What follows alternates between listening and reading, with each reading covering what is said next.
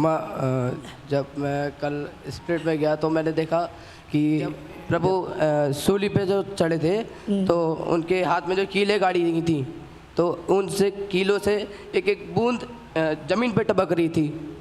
तो एक एक बूंद जो टपक रही थी ऐसे चमक रही थी वो बूंद चमक रही थी कि जैसे एक बहुमूल्य रतन चमकता है। प्रभु ने बताया कि जैसे एक तलवार होती है, तलवार पे जब हम धार लगाते हैं हाँ। तो उसके आगे कोई चीज़ टिक नहीं सकती, वो सब चीज़ों को काट देती है। हाँ। प्रभु ने कहा कि ऐसे तुम्हें अपने विश्वास को करना है ताकि जो तुम्हारे सामने कोई चीज़ भी तुम्हें घात करने आए तो वो तुम्हारे सामने टिक ना पाए।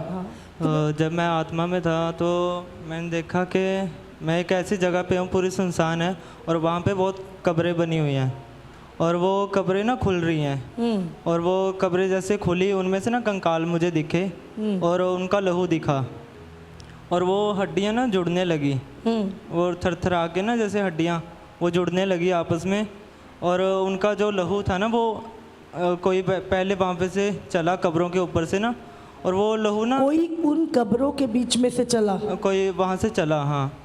और जैसे ही फिर वो खून ना हिलने लगा, हिलने के बाद वो उसमें से खून में से ना आवाज़ें आ रही हैं, वो चिल्ला रहा है खून ना और खून चिल्ला रहा है और उन हड्डियों को ना कोई कमांड कर रहा है।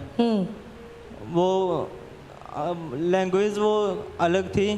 तो जब आपने प्रेयर करी कि इस लैंग्वेज को समझो तो वो कह रहा है जी उठो, उसका अर्थ था कि जी उठो, जी उठो, उन हड्डियों को कमांड कर रहा था। और उसके बाद वो बहुत बड़ी सेना बन गई। वो हड्डियां जुड़ने लगी और कंकाल खड़े हो गए। उसके बाद यहिजकेल 37:7 वो वचन आया और प्रभु ने ये क्या है, वो एक बड़ी सेना बन गई। समझ रहे हैं? वो सेना कौन है? बाइबल में क्या लिखा है? जो मसीह में पहले मरे हैं। समझ रहे हैं? वो क्या है? पहले जी उठेंगे, उसके बाद जो जीवित हैं वो उठा लिए जाएंगे। तो ये क्या था जो उस चीज को देखा? वो क्या है?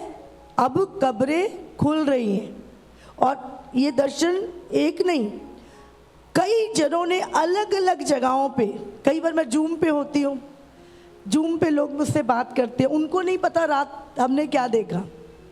कोई व्यक्ति किसी टीम में है, कोई व्यक्ति मुझे मिलने कहीं से, तो मैं देख रही हूँ कि पूरी दुनिया में परमेश्वर मैसेज दे रहा है, पूरे संसार में प्रभु मैसेज दे रहा है कि मैं आ रहा हूँ, मैं आ रहा हूँ। तो यीशु ने कहा जब तक मैं आ ना जाऊँ, तो इसका मतलब यीशु जब मरने से पहले ही उसने अपने आने की भविष्यवाणी, जीवित होने की और दोबारा आने की भी भविष्यवाणी कर दी थी। प्रभु का हम धन्यवाद करते हैं।